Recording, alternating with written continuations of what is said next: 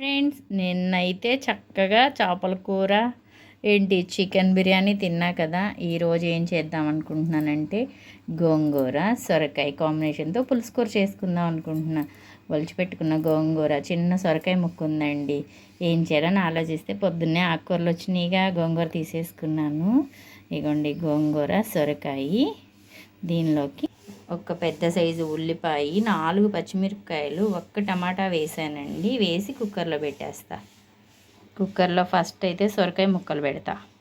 చూసారా, ఫస్ట్ సొరకాయ ముక్కలు, ఉల్లిపాయలు, పచ్చిమిరపకాయ, టమాటా వేసా. ఇప్పుడు గోంగూర పెడతానండి. అడుగున ముక్కలు కదా, అవి తొందరగా ఉడకాలంటే మనం అడుగున ఇవే పెట్టుకోవాలి. ముందు గోంగూర పెట్టుకున్నాం అనుకోండి, అప్పుడు ఫస్ట్ అది ఉడికిపోద్ది, కొంచెం ఇబ్బంది అవుతుంది. అందుకని ముందు ఇది ఉడకబెడతా అంటే కాదులేండి, అడుగునివి పైన గోంగూర పెడతా. చూసారా, గోంగూర పెట్టేసా. పసుపు కారం వేసానండి.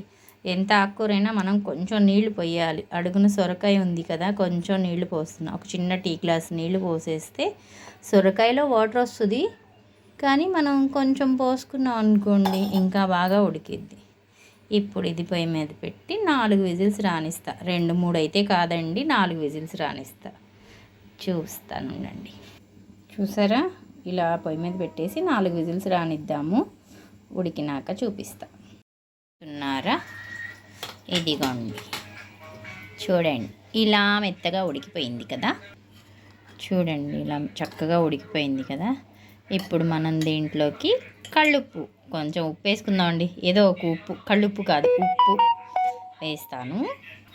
ఇదిగోండి, చక్కగా ఇలా ఎన్నుకుంటే కొంచెం ముక్కలు తగిలితే బాగుంటాయి. సొరకాయ గోంగూర కదండి, తాలింపు పెట్టేద్దామా?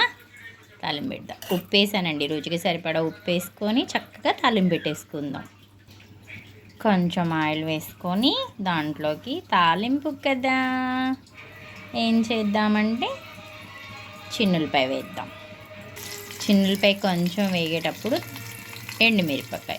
మనం ఎప్పుడైనా గోంగూర లాంటి కూరలు వండుకునేటప్పుడు అండి కంపల్సరీ ఎండుమిరపకాయ వేసుకుంటే భలే టేస్ట్ వస్తుంది.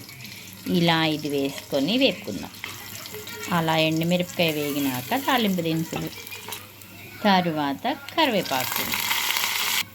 చూసారా, తాలింపు చక్కగా వేగాలండి. ఎంతైనా తాలింపు వేగుతుంటే స్మెల్ సూపర్ వస్తుంది. ఇలా వేగిన తాలింపులో మనము సొరకాయ గోంగూర వేసేసుకుందాం చక్కగా.